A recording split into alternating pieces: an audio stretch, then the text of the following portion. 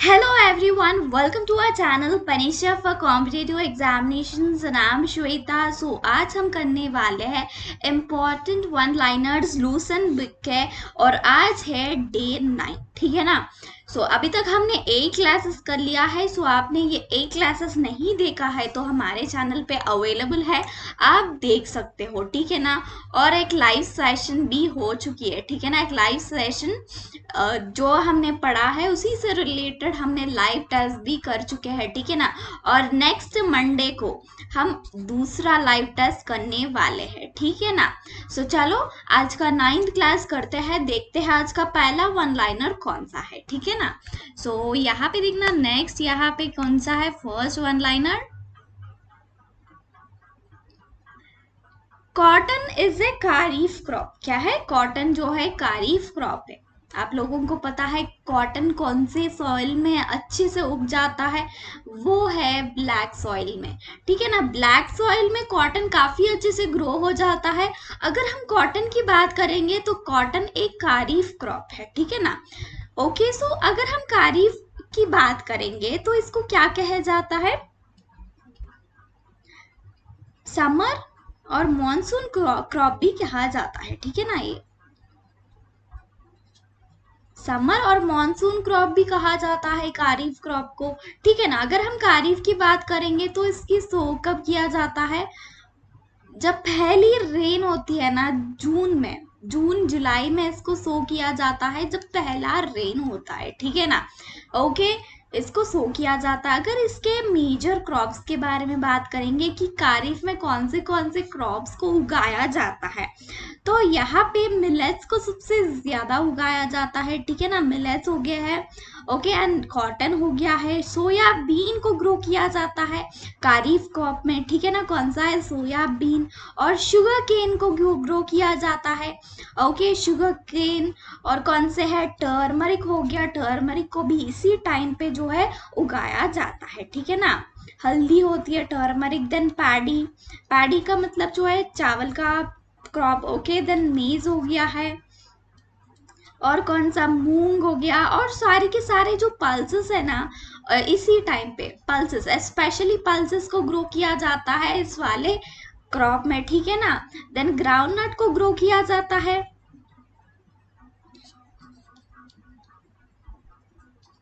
और कौन सा? रेड चिलीज, रेड चिलीज को इस क्रॉप में ग्रो किया जाता है, ठीक है ना। सो ये सारे के सारे जो है कारीफ क्रॉप के अंडर आते हैं, ठीक है ना। अभी हम राबी क्रॉप के बारे में देखेंगे।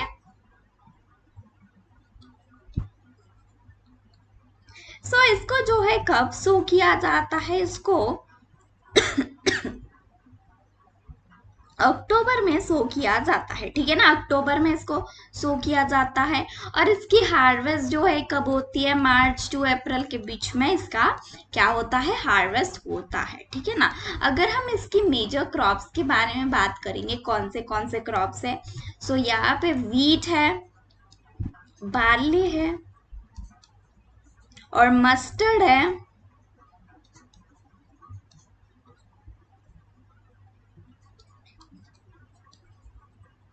सिसमी एंड पीस है, ठीक है ना। ये सारे इंपॉर्टेंट क्रॉप्स है राबी के, ठीक है ना। सो चलो नेक्स्ट हम देखते हैं जायद क्रॉप। सो जायद में इसको मार्च टू जून के बीच में, ठीक है ना, मार्च टू जून के बीच में इसको क्या किया जाता है? सो किया जाता है सीड्स को, ठीक है ना। और इसके जो मेजर क्रॉप्स की बात करेंगे कौन से है, तो यहाँ पे याद रखनी है, ठीक है ना, जायद को, ठीक है ना। कौन से क्रॉप्स है वो इंपॉर्टेंट एग्जामिनेशन में अक्सर पूछे जाते हैं। एक आती है मस्क मेलन, ओके, वाटरमेलन। आप देखते हो ना इसी टाइम पे आपको वाटरमेलन भी मिल जाता है मार्च टू जून के बिटवीन, ठीक है ना, वाटरमेलन। ओके, देन कौन सा होता है? Bitter gourd. इस समय पे बहुत ज्यादा बिटर गार्ड मार्केट में हमको देखने के लिए मिलता है, ठीक है ना। और पंपकिन हो गया है, पंपकिन को भी इसी टाइम पे किया जाता है। और कौन सा है? रिजिड गार्ड, ठीक है ना। सो ये सारे के सारे जायद क्रॉप है, ठीक है ना, याद रखनी है, इंपॉर्टेंट है। सो चलो नेक्स्ट वन देख लेते हैं। नेक्स्ट वन यहाँ पे आ गया, देखना, the boundary line between India and Pakistan is called red Cliff line. So India और पाकिस्तान के बीच में जो बाउंड्री लाइन है उसको क्या कहा जाता है? रेडक्लिफ लाइन जो है कहा जाता है, ठीक है ना। सो ये कब से लागू है? तो 1947 से ये लागू है, ठीक है ना। अगर हम इंडिया और अफगानिस्तान के बीच में बाउंड्री लाइन के बारे में बात करेंगे तो कौन सा है इंडिया और अफगानिस्तान के बीच में लाइन? वो होती है दूरन लाइन, ठीक है ना। ये हमारी इंडिया और अफगानिस्तान के बीच में बाउंड्री लाइन है, ठीक है ना। अगर हम इंडिया और चाइना के बीच में बाउंड्री लाइन के बारे में देखेंगे तो कौन सी है? वो मैकमोहन लाइन है, ठीक है, ठीक है ना। अगर यहाँ पे हम इजिप्ट एंड सूडान के बीच में बाउंड्री लाइन देखेंगे, इसको कहा जाता है 22nd पैरेलल लाइन, ठीक है ना। ठीक है, थोड़े हम अभी देखेंगे, थोड़े इंपॉर्टेंट और भी है, ठीक है ना। सो लिबिया, अगर हम बात करेंगे लिबिया और सूडान के बीच में जो बाउंड्री है वो है 9 डिग्री चैनल, ठीक है ना। नेक्स्ट यहाँ पे अंडमान एंड निकोबार दोनों को डिवाइड करने वाला लाइन कौन सा है? वो है 10 डिग्री चैनल, ठीक है ना। याद रखनी है 8 डिग्री, 9 डिग्री, 10 डिग्री, ये काफी ज्यादा इंपॉर्टेंट है, ठीक है ना। याद जरूर रखना है, नोट डाउन जरूर करना। सो यहाँ पे दूसरा इंपॉर्टेंट ग्रेट निकोबार और यहाँ पे सुमात्रा जो इंडोनेशिया में है, इसको डिवाइड कौन सा चैनल करती है? वो है 6 डिग्री चैनल लाइन। ओके, सो ये काफी ज्यादा इंपॉर्टेंट है, याद रख लो, जरूर याद रखनी है, ठीक है ना। अभी हम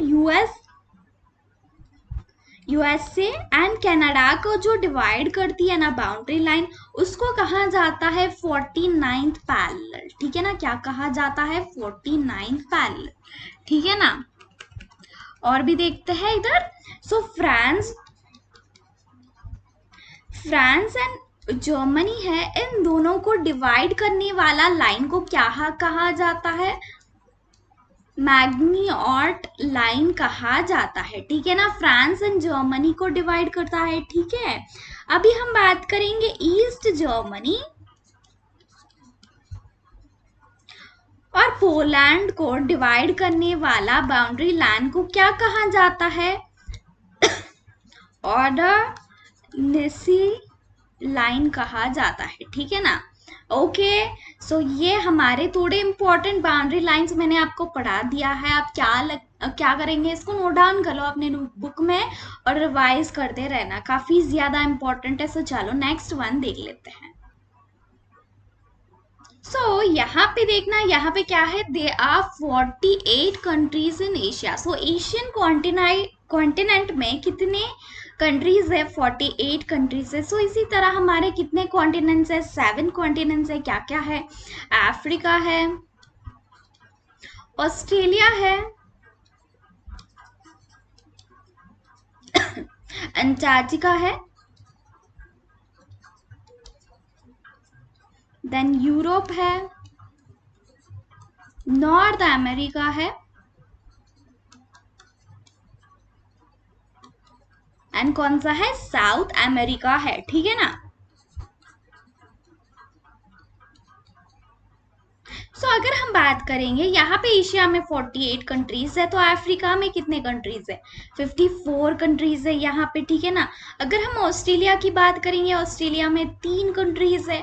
देन अंटार्कटिका की बात करेंगे तो यहाँ पे कोई भी कंट्रीज नहीं है, ठीक है ना, यहाँ पे कोई नहीं रहता है, ठीक है।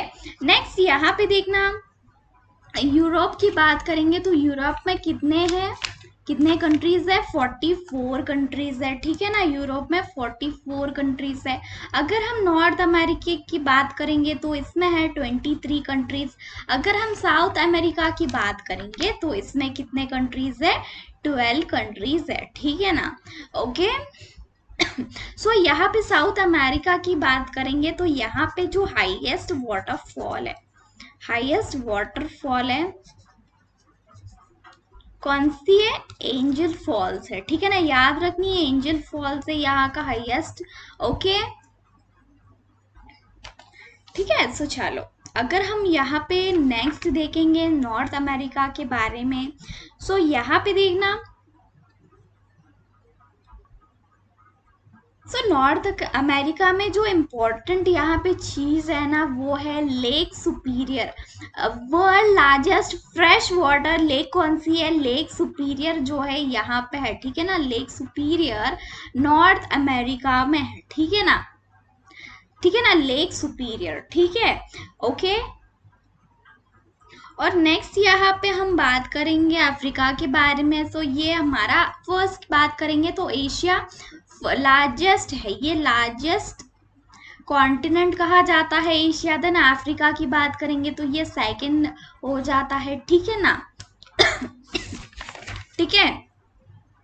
अगर यहाँ पे देखना स्मॉलेस्ट कॉन्टिनेंट की बात करेंगे तो वो हो जाता है ऑस्ट्रेलिया। ऑस्ट्रेलिया कौन सी है? स्मॉलेस्ट है, ठीक है ना, ओके। और अफ्रीका को डार्क कॉन्टिनेंट भी कहा जाता है, डार्क कॉन्टिनेंट भी कहा जाता है अफ्रीका को, पता है ना।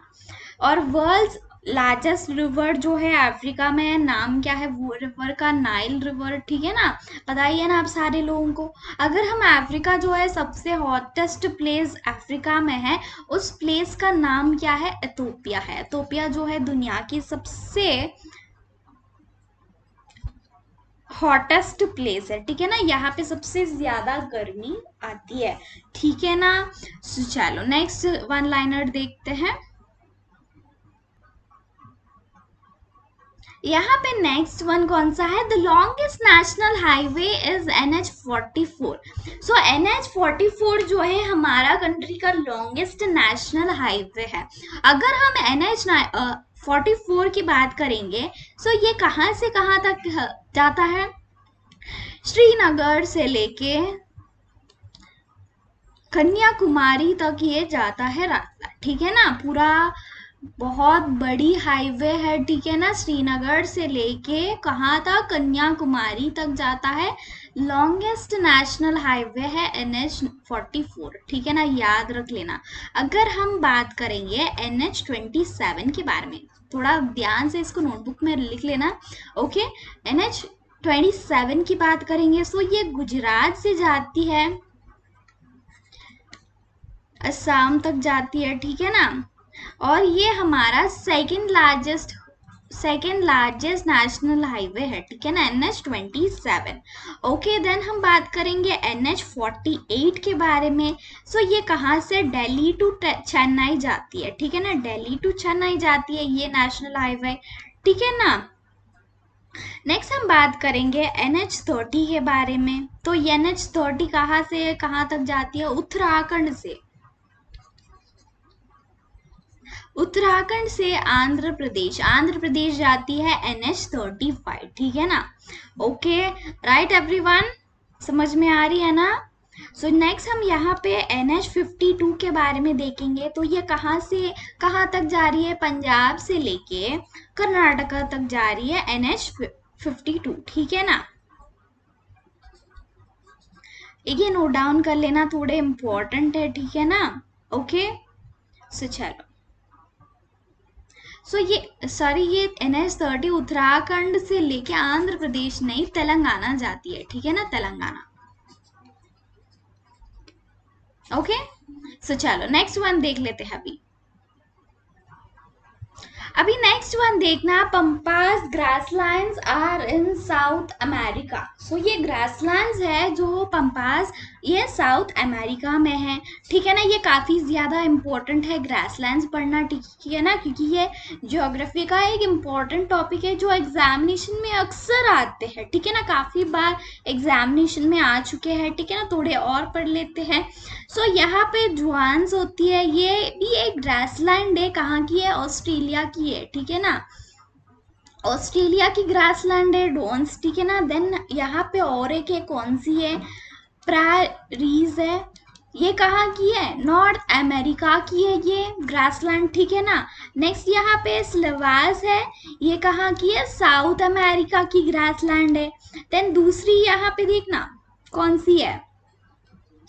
सवानाहा है, और ये अफ्रीका का है, ठीक है ना, अफ्रीका का ग्रासलैंड है, ठीक है। और यहाँ पे दूसरी है स्टेप्पीज स्टेपीज ग्रासलैंड, ये कहाँ की है? स्टेपीज यूरोप में है और साथ ही साथ नॉर्दर्न एशिया में है, ठीक है ना, नॉर्दर्न एशिया में ये देखने के लिए मिलते हैं। और नेक्स्ट यहाँ पे वेल्स है, ये कहाँ की है? साउथ अफ्रीका की है, ठीक है ना, साउथ अफ्रीका का ग्रासलैंड्स है। देन यहाँ पे कैंटरबरी है, सो ये कहाँ की ग्रासलैंड है? ये न्यूजीलैंड की ग्रासलैंड्स है, ठीक है ना, याद रखनी है। ये सारे के सारे मैंने पढ़ा दिया जो इम्पोर्टेंट ग्रासलैंड्स है। सो ये सारे के सारे नोट डाउन करना अपने बुक में और रिवाइज कर लेना, काफ़ी ज़्यादा इम्पोर्टेंट है, ध्यान रखना। सो चलो हम देखते हैं नेक्स्ट वन लाइनर कौन सी है। सो यहाँ पे देखना, mistral is a cold wind in Spain and France. So यहाँ पे मिस्ट्रल की बात हो रही है। क्वेश्चन इस तरह बन सकता है कि मिस्ट्रल एक कोल्ड विंड है कि नहीं। सो या इस तरह आ सकता है, इनमें से कोल्ड विंड कौन सी है, वार्म विंड कौन सी है, इस तरह के क्वेश्चंस बन सकते हैं, ठीक है ना। सो यहाँ पे mistral is a cold wind कहाँ की है? स्पेन एंड फ्रांस की है, ठीक है ना। थोड़े और कोल्ड विंड्स देखते हैं। सो इस तरफ मैं कोल्ड बता देती हूँ, इस तरफ हम वार्म विंड्स के बारे में पढ़ेंगे। अगर कोल्ड की बात करेंगे तो बोरा है, ठीक है ना, बोरा एक कोल्ड विंड है। कहाँ पे ये आती है? इटली में आती है, ठीक है ना। नेक्स्ट देखना, ब्लिजार्ड है, ये भी एक कोल्ड विंड है। ओके ये कनाडा, यूएसए, साइबेरिया की तरफ आती है, ठीक है ना। देन नेक्स्ट बुरान है, ये भी एक कोल्ड विंड है, कहाँ पे आती है? साइबेरिया एंड रशिया में आती है, ठीक है ना, साइबेरिया एंड रशिया, ठीक है। साइबेरिया एंड रशिया में ये कोल्ड विंड देखने के लिए मिल सकता है। अभी हम बात करते हैं वार्म विंड के बारे में, ठीक है ना। सो यहाँ पे सबसे पहले कौन सा आता है? चीनू का आता है, ये एक वार्म विंड है, ठीक है। ओके नॉर्थ अमेरिका में आती है, ये वार्म विंड है। ओके नेक्स्ट कौन सी है? हैरमटन एक वार्म विंड है, ये कहाँ की है? सहारा डेजर्ट की है, ठीक है ना, सहारा डेजर्ट में आती है ये। ओके एंड गुनिया में आती है, गुनिया। ओके एंड अफ्रीका में आती है, ठीक है। आप मेरे हैंड राइटिंग पे फोकस मत करना, जो मैं बोल रही हूँ ना उसको सुन के आप नोट डाउन कर लीजिए, ठीक है ना। आप हैंड राइटिंग पे जाओगे अच्छा लिखने के लिए, मुझे 1 घंटा देना पड़ेगा, ठीक है ना। ओके सो थर्ड वन देखो, यहाँ पे कौन सा है? सिरक्को है, ये भी एक वार्म विंड है, कहाँ की है? सेंट्रल मेडिटेरियन, मेडिटेरियन इटली में आती है, ठीक है ना, मेडिटेरियन सी के पास में इटली में आती है, ठीक है ना, और सहारा डेजर्ट में भी आती है। ओके नेक्स्ट हम दूसरा वार्म विंड के बारे में बात करेंगे, तो ये लू, लू एक वार्म विंड है जो हमारे थार डेजर्ट में आती है, ठीक है ना, इंडिया की जो थार डेजर्ट है ना उसमें ये वार्म विंड देखने के लिए मिलता है, ठीक है ना। सो इस तरफ हमने कोल्ड विंड्स कर लिया, इस तरफ हमने वार्म विंड्स कर लिया है। ओके याद रखनी है, नोट डाउन कर लो, अपने नोटबुक में नोट डाउन कर लेना अच्छे से। ओके सो चलो नेक्स्ट वन देख लेते हैं। सो नेक्स्ट देखना, यहाँ पे रोहतांग पास लिंक्स मनाली एंड ले थ्रू रोड। सो ये रोहतांग पास जो हिमाचल प्रदेश में है ना, हिमाचल प्रदेश में, सो ये मनाली से ले तक जाता है, यानी इन दोनों को जोड़ता है रोड के थ्रू, ठीक है ना। सो चलो थोड़े इम्पोर्टेंट यहाँ पे हम देख लेते हैं, ठीक है ना। सो यहाँ पे नीति पास के बारे में बात करेंगे। सो ये उत्तराखंड को, उत्तराखंड से तिब्बत तक जाता है, ये नीति पास कहाँ पे है? ये उत्तराखंड में। ओके उत्तराखंड से तिब्बत तक जाता है, ठीक है ना। देन हम मानस पास के बारे में बात करेंगे। मानस पास, ये माना ही है, माना पास, ठीक है ना। ये तिब्बत को उत्तराखंड से जोड़ता है, तिब्बत से उत्तराखंड तक है, ठीक है ना ये, ठीक है ना। देन हम बात करते हैं लीपू ले पास। सो ये कहाँ पे है? ये उत्तराखंड में ही है, ठीक है ना। ये थोड़े उत्तराखंड में जो पासेस है ना उनके बारे में मैंने बता दिया कौन से इम्पोर्टेंट है यहाँ पे। रोहतांग पास, नीति पास, माना पास एंड लिपू लेक पास, ठीक है ना। अगर हम यहाँ पे और थोड़े पासेस के बारे में बताएंगे, देखेंगे तो नाहुला पास है, ये कहाँ पे है? सिक्किम में है, ठीक है ना। देन कौन सा है? जालेपला पास है, ये भी सिक्किम में है। सिक्किम से भूटान को जाती है ये पास, ठीक है ना, सिक्किम टू भूटान तक जाती है। ओके, देन नेक्स्ट यहाँ पे हम बोमडीला पास के बारे में बात करेंगे। तो बोमडीला पास ये अरुणाचल प्रदेश में है, ठीक है ना, अरुणाचल प्रदेश में है ये पास। देन दिहांग पास के बारे में बात करेंगे। दिहांग पास ये अरुणाचल प्रदेश से म्यांमार को जोड़ती है ये पास, ठीक है ना, म्यांमार जाती है ये pass. Okay, right everyone. Then हम यहाँ पे जोजिला पास के बारे में बात करेंगे। जोजिला पास के बारे में, तो ये श्रीनगर से लेके ले तक जाती है, ठीक है ना, ये जम्मू एंड कश्मीर श्रीनगर से ले तक जाती है ये पास, ठीक है ना। ओके, और देखेंगे क्या यहाँ पे, देखना तालघाट पास है, ये किस किस को जोड़ती है? नासिक से मुंबई तक जाती है ये पास, ठीक है ना, नासिक से मुंबई तक जाती है। सो ये जोड़ किसको रही है? नासिक एंड मुंबई को जोड़ रही है, ठीक है ना। और यहाँ पे देखना और कौन सा है? बोरघाट पास है, बोरघाट पास ये मुंबई से पुणे तक जाती है ये पास। ये पास किस किस को जोड़ रही है? मुंबई और पुणे को जोड़ रही है, ठीक है ना। ओके, सो यहाँ पे देखना और कौन से है? पालघाट पास है,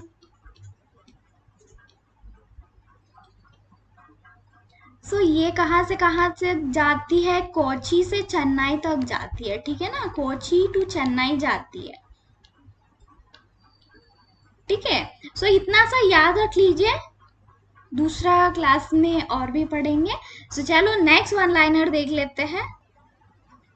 सो नेक्स्ट वन देखना, यहाँ पे the capital of Andaman and Nicobar island is Port Blair which is in south Andaman. So यहाँ पे क्या कह रहे हैं?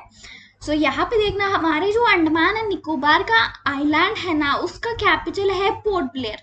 सो अगर हम बात करेंगे कि पोर्ट ब्लेयर कहाँ है अंडमान एंड निकोबार में, तो वो साउथ अंडमान में है।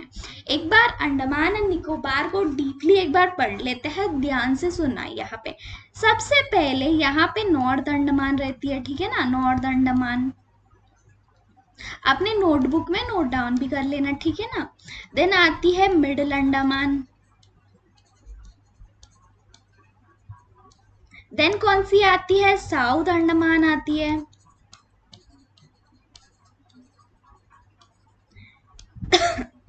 देन लिटिल अंडमान आती है।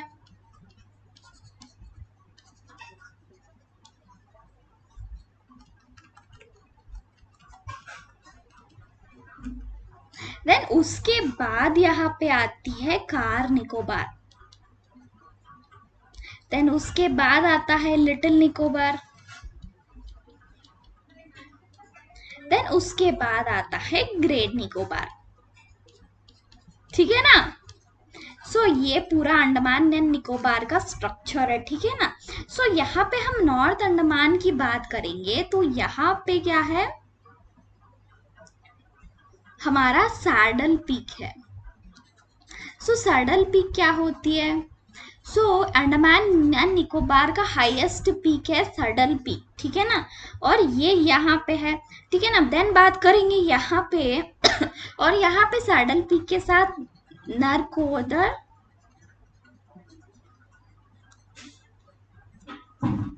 वॉल्केनो भी है, नार्को अंडर वॉल्केनो भी है यहाँ पे नॉर्थ अंडमान में, ठीक है ना। नेक्स्ट यहाँ पे मिडिल अंडमान की बात करेंगे, तो मिडिल अंडमान में क्या है बताओ? मिडिल अंडमान में है बैरन आइलैंड है यहाँ पे, ठीक है ना, ये भी एक वॉल्केनिक है। देन साउथ अंडमान की बात करेंगे तो यहाँ पे क्या है, पोर्ट ब्लेयर है, ठीक है ना, पोर्ट ब्लेयर है। ओके, ठीक है ना। सो यहाँ पे south Andaman and little Andaman के बीच में वो जो लाइन है ना, उसको क्या कहते हैं, डंकन पैसेज कहते हैं, ठीक है ना। इन दोनों के बीच में जो है डंकन पैसेज है, south Andaman and little Andaman के बीच में। ओके, देन हम यहाँ पे little Andaman and car Nicobar यानी अंडमान एंड निकोबार आइलैंड्स को जो डिवाइड करती है वो है 10 डिग्री चैनल, ठीक है ना, ठीक है। और यहाँ पे देखना, ग्रेट निकोबार के बाद एक और लाइन है यहाँ पे, ये इमेजिनरी लाइन है, इसको क्या कहते हैं, ग्रे चैनल कहते हैं, ठीक है ना। ये डिवाइड करती है निकोबार और सुमात्रा, इंडोनेशिया के सुमात्रा, ठीक है ना। ओके, याद रखनी है। ओके, समझ में आ गया ना अब सारे लोगों को। चलो नेक्स्ट वन देख लेते हैं, नेक्स्ट कौन सा वन लाइनर है। सो नेक्स्ट वन यहाँ पे क्या आ गया है, sandstone is example of sedimentary rock. So sedimentary rock क्या होती है पता है क्या आप लोगों को? मैं एक बार समझा देती हूँ, यहाँ पे ध्यान से देखना। 3 तरह के रॉक्स होते हैं। पहला वाला होती है, ये आई है, ठीक है ना, इग्निशियस रॉक होती है एक, और एक होती है सेडिमेंटरी रॉक,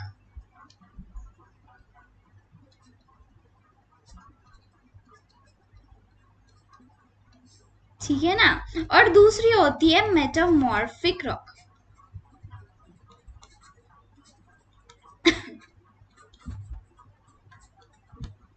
सो ये 3 तरह के रॉक्स होते हैं हमारे अर्थ में, ठीक है ना। सो इग्निशियस रॉक्स क्या होते हैं, ये सबसे ओल्ड रॉक्स होते हैं, ठीक है ना, सबसे ओल्ड रॉक्स होते हैं, और इनमें कोई भी फॉयल नहीं होता है, इसमें कोई भी फॉयल्स नहीं होते हैं, ठीक है ना। और ये कैसे बने हैं, इग्निशियस रॉक की बात करेंगे तो ये वोल्केनो की लावा है ना, उससे बने हैं, ठीक है ना। वो कूल हो जाते हैं, जब लावा कूल हो जाती है वो रॉक बन जाती है, उसकी वजह से बने हैं इग्निशियस रॉक्स, ठीक है ना। ओके, अगर इसकी एग्जांपल्स की बात करेंगे, इग्निशियस रॉक्स के अंडर कौन से आते हैं। सो बसॉल्ट आती है, ठीक है ना, ध्यान से लिख लेना, ठीक है ना। ग्रेनाइट है, ग्रेनाइट भी इसके अंडर आती है। देन टुफ आती है, देन आती है गैब्रो आती है, ठीक है ना, और एंडीसाइड आती है,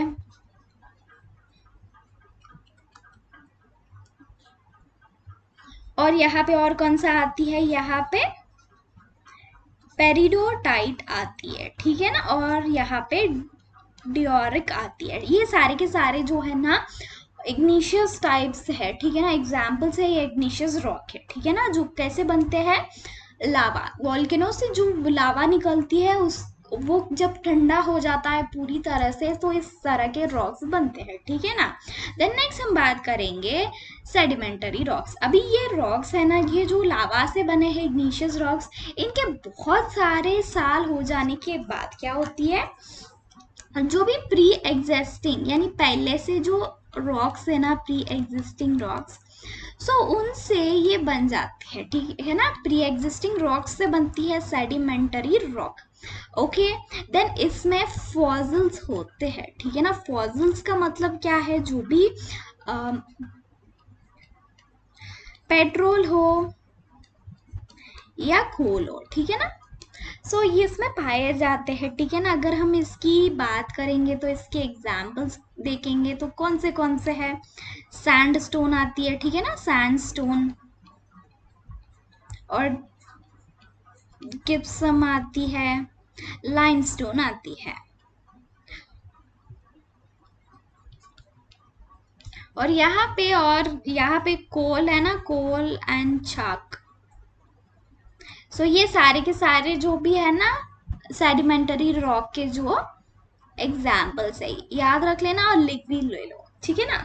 अभी देखते हैं मेटामॉर्फिक रॉक के बारे में। सो ये कहाँ से बनते हैं, कैसे बनते हैं, जो भी प्री एग्जिस्टिंग रॉक्स है ना, उनके ऊपर जो प्रेशर या हीट, हीट का मतलब यहाँ पे टेम्परेचर, इन दोनों की वजह से जो चेंजेस आते हैं ना उससे बनती है क्या, मेटामॉर्फिक रॉक, यानी सेडिमेंटरी से ये बन जा रहे हैं मेटामॉर्फिक रॉक, ठीक है ना। और इसमें भी कोई भी फॉसिल्स नहीं होते हैं, ठीक है ना, fossils are not there in this, okay. So इसमें कुछ भी फॉसिल्स नहीं होते। अगर हम एग्जांपल्स देखेंगे कि इसमें कौन से मार्बल आ जाती है, ठीक है ना, मार्बल किससे बनती है, मेटामॉर्फिक, मेटामॉर्फिक से एग्जाम्पल है ये, ठीक है ना। और स्लेट, ठीक है ना, और कौन से है, फिलाइट है और क्वार्ट्ज है, ठीक है ना। ये सारे के सारे एग्जाम्पल्स है मेटामॉर्फिक रॉक है, ठीक है ना। ओके, ध्यान से इनको क्या करनी है, लिख लो, याद रख लो। एग्जामिनेशन में ना ये एग्जाम्पल्स पूछे जाते हैं कि इस तरह से पूछे जाते हैं कि बेसॉल्ट किसका एग्जाम्पल है, कौन से रॉक का एग्जाम्पल है, ठीक है ना, इस तरह के क्वेश्चंस आएंगे। सो ये काफी ज्यादा इंपॉर्टेंट है, याद रख लो। सो चलो नेक्स्ट वन देख लेते हैं। आज का लास्ट वन लाइनर कौन सा है, हमारा लास्ट वन यहाँ पे देखना, 43.40% of the land in India is covered by alluvial soil, यानी हमारे कंट्री में सबसे ज्यादा जो सॉइल पाया जाता है वो अलुवियल सॉइल है, ओके। अलुवियल सॉइल 43.40% है। तो नेक्स्ट और कौन से है, अगर हम ब्लैक सॉइल की बात करेंगे तो इसमें हमारे इंडिया में 15% है, ठीक है ना, 15.20% इतना सॉइल पाया जाता है हमारे कंट्री में, ब्लैक सॉइल।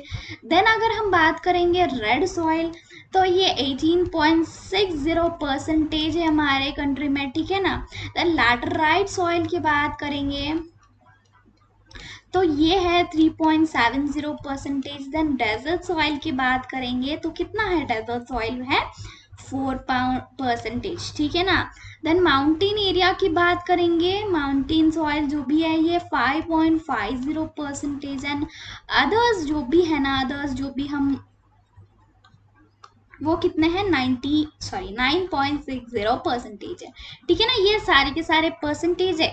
सो अलुवियल जो है पूछा जाता है कि इंडिया में सबसे ज्यादा कवर्ड कौन सा सॉइल है और उसका परसेंटेज क्या है। अगर हम अलुवियल की सॉइल की बात करेंगे, इसमें जो रिच होती है ना, इसमें क्या क्या होता है, पोटैश होती है और लाइम होती है, ठीक है ना, ये दोनों पाए जाते हैं अलुवियल सॉइल में। देन ब्लैक सॉइल की बात करेंगे तो इसमें ज्यादा यहाँ पे क्या पाया जाता है, लाइम एंड आयरन पाया जाता है, ठीक है ना।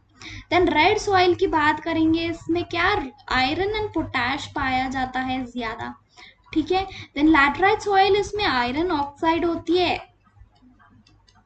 एक तो, और पोटैश पाया जाता है इसमें, ठीक है ना, ठीक है। सो डेजर्ट सॉइल में क्या पाया जाता है, यहाँ पे सॉल्ट एंड फॉस्फेट रहती है, ठीक है ना, ठीक है। इतना सा याद रख लो, सॉइल्स इंपॉर्टेंट है, और भी पढ़ेंगे इसके बारे में। अगर सॉइल की स्टडी ऑफ सॉइल को क्या कहा जाता है, अगर इस तरह के क्वेश्चन काफी बार पूछते हैं, स्टडी ऑफ सॉइल को कहा जाता है पेडोलॉजी, ठीक है ना, याद रखनी है, ये इंपॉर्टेंट है काफी ज्यादा, ओके। याद रख लीजिए, सारे के सारे खत्म है, आज का क्लास फिनिश हो गया है। सो चलो, हमने बहुत अच्छे से पढ़ लिया है, आप नोट्स बना लो, ठीक है ना। मंडे को हमारा टेस्ट होगा, सैटरडे को हम पढ़ेंगे आपके DFCCL के लिए, काफी ज्यादा इम्पोर्टेंट टॉपिक है, एंड SSC के लिए भी है, SSC एंड रेलवे जो भी एग्जामिनेशन है उसके लिए भी इम्पोर्टेंट है। अपॉइंटमेंट्स पढ़ने वाले हैं, ठीक है ना, जो भी इम्पोर्टेंट अपॉइंटमेंट्स है ना सारे के सारे पढ़ने वाले हैं। इसमें से बहुत सारे क्वेश्चंस आप अपने आने वाले एग्जामिनेशन में एक्सपेक्ट कर सकते हो, काफ़ी ज़्यादा इम्पोर्टेंट है, सैटरडे को करने वाले हैं। एंड मंडे को हमारा होने वाला है 7 PM को लाइव टेस्ट, एंड ये भी क्लास आपको मिलेगा सैटरडे की 7 PM को। कल हम करने वाले हैं हमारा 10th लूजन क्लास, ठीक है ना। सो होप आप सारे लोग अच्छे से पढ़ रहे होंगे एंड सेशन अच्छी लगती है तो लाइक कर दो, शेयर कर दो अपने दोस्तों के साथ जो भी पढ़ाई कर रहे हैं। एंड अगर आपने अभी तक सब्सक्राइब नहीं किया है तो सब्सक्राइब कर लीजिए एंड उसके साइड में जो बेल आइकन है उसको भी क्लिक कर दीजिए, ठीक है ना। एंड लास्ट में हम क्या करते हैं, मोटिवेशन को बढ़ाते हैं, वो क्या है, I can and I will. So मैं हमेशा याद दिला रही हूँ, इसको यूज़ करिए अपनी डेली लाइफ में, इसको यूज़ कीजिए, ठीक है ना। डेली सुबह उठ के आप 10 बार बोलिए कि आई कैन एंड आई विल। वो जो नौकरी आपके दिमाग में है ना, वो आपको चाहिए कैसे भी, तो वो आप सोचिए कि मैं कर सकता हूँ, मैं काबिलियत रखता हूँ वो करने के लिए, ठीक है ना। सारे लोग इस चीज़ को फॉलो कीजिए, ठीक है ना। इस मोटो, ये भी मैं जो स्लोगन बता रही हूँ ना, आई कैन एंड आई विल, ये रूटीन बना लीजिए, इसको रिपीट करना है, ये मोटिवेशन को बढ़ाता है, ठीक है ना। सो चलो, thank you so much for joining us today, thank you. कल मिलते हैं दूसरे क्लास के साथ, bye bye, thank you so much.